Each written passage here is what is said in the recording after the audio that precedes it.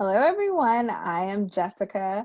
I am the founder of Black Travelers Network, and I want to welcome you to what could be a very controversial topic. I will tell you that on the front end because different people have different opinions about solo traveling, and I'm just going to tell you my take on it.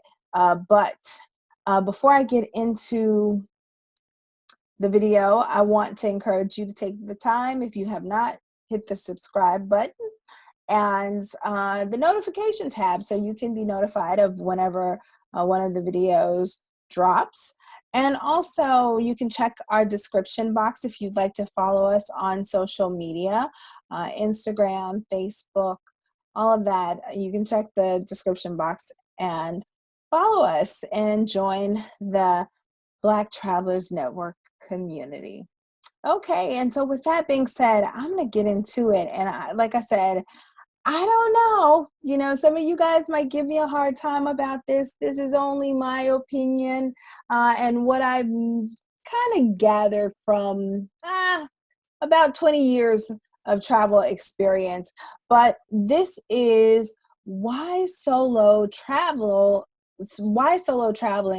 is more expensive than group traveling. And so, just so you can kind of understand with Black Travelers Network how we operate, we will tell you what the cost of the travel package is, what all is included, what all is not included in the package. Typically, it's pretty full, somewhat all-inclusive package. And most of our travelers who come from all over the country, different parts of the world as well. We've had people who've come from other parts of the world to join our group travel experiences. Most of them are responsible for getting their flight into our designated airport for whatever the trip is. And so with that being said, I always get people who contact me and who ask me, okay, how much does the trip cost? And usually it's going to be a package cost. And it depends on the destination. It depends on what all's included. There's a number of things that go into what that number actually is and looks like. And part of it is also just what the kind of experience we as a travel community want to host. You can choose whatever travel group or travel community you want to travel with, but we have a certain quality and a certain standard that we put forth whenever we host our group travel experiences. And so all of that is goes into the cost. And I always get people who want to challenge me and say, well, it's cheaper if I solo travel. I can go on that trip and I can do it on my own and I can do it for cheaper. And so I just laugh to myself when anytime I hear solo travelers trying to talk to me about why a group travel package is so much more expensive than what they can do on their own. I secretly laugh because I'm like, you have no idea. And the thing is that's absolutely one of the main reasons why solo travelers usually pay more money, because you guys, you don't know what you don't know. And I only say that because whenever you're traveling, there are so many things that come into play. A lot of times people think about their flight, they think about their lodging, and sometimes they'll think a little bit about the on the ground transportation. But you really don't know what to expect when you're going from your home country to a foreign country. You don't know what to expect in terms of how much money out of pocket you're going to have to spend. And so you don't know what you don't know. If you want to go on a tour, you don't know how much it's going to cost you to get from your hotel to where the pickup location is going to be for the tour. You don't know how far it is from where you're staying. You typically, and even if you do know how far it is, you don't know how much it's going to cost you to get there and it's going to cost you to get back. And you don't know if it's taking a little longer, if your driver's taking you the long route or the short route. I mean, it's so much you don't know.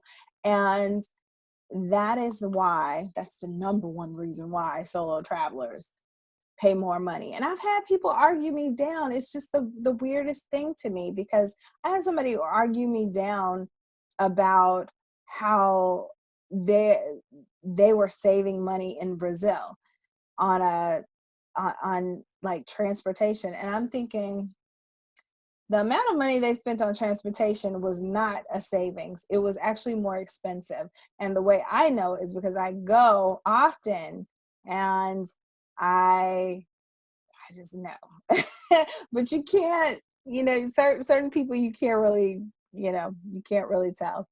Uh so yeah, um the other reason why solo travel is more expensive is because most solo travelers are traveling solo because they want to take the cheap route.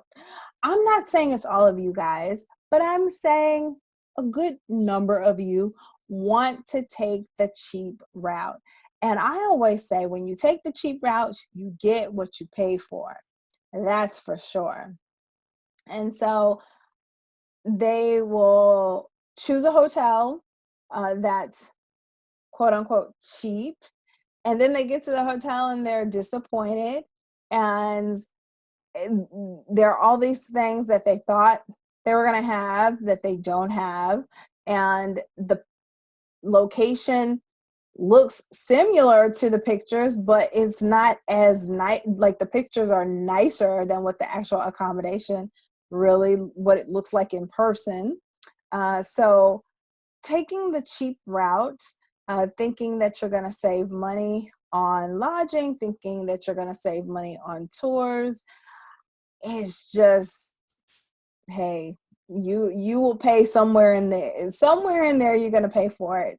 You're going to pay for it in quality, well, in the lack of quality, or you're going to pay for it in ways that you probably won't even connect until maybe once you get back to the United States, maybe, because again, um, you never can tell. So uh, taking the cheap route, most solo travelers, that's why they travel solo, because they want the lowest possible rate. And you can always do a trip cheaper. I mean, backpackers, people who backpack throughout the country, I mean, they save the most money, but ask them where some of them lay their heads. Some of them are laying their heads on random people's couches. And if it's fine if you're like a young person and just down for exploring the world, but when you're an adult that's established,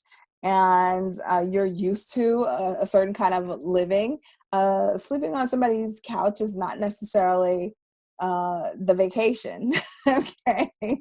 It's not necessarily ideal. So but solo travelers always take the cheap route.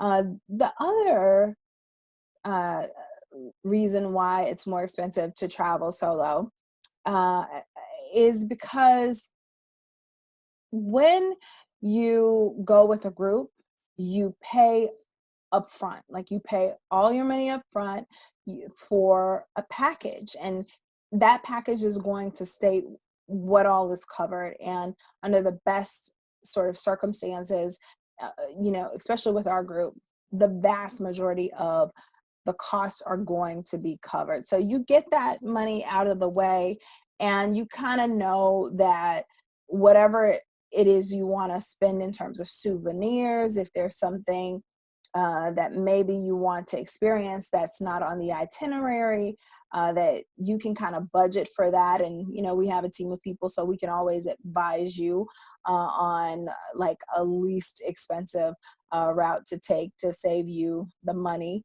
that you're looking to save, and but at the same time getting the experience that you want to get.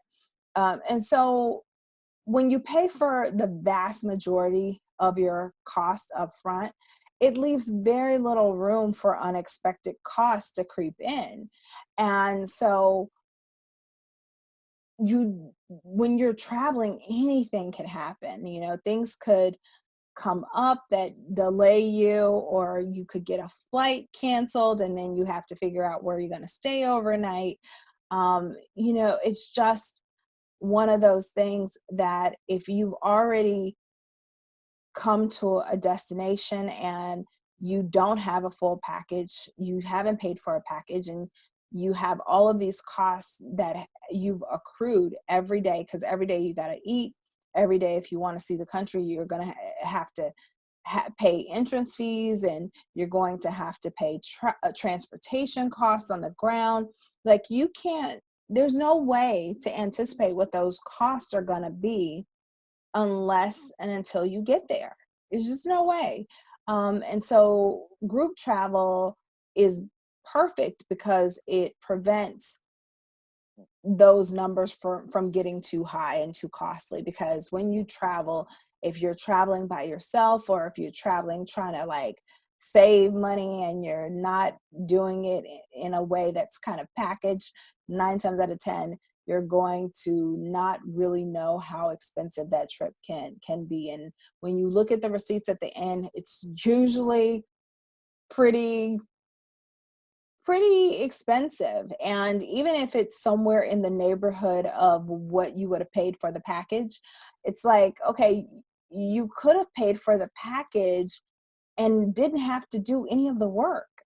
So, yeah, you probably, maybe if you're lucky, you saved maybe like $100 or so, or a few $100 compared to what you would have spent on a group experience. But you did all the work, you did all the planning, and you 9 times out of 10, I'm telling you, you still didn't get the fullest of the experience you could have gotten in terms of seeing the most out of the country. Why? Because many times solo travelers, and this is something that a lot of people don't want to talk about, because you guys see it, you see it on Instagram, you see people posing in front of the different landmarks and the statues, and like they're living it up with margarita sipping and wine drinking and all that stuff all over the world. But what they don't tell you is they didn't really do that much. They mostly hung out in their hotel. If they spent the money to get a nice hotel, that was the vast majority of what they did on their solo trip.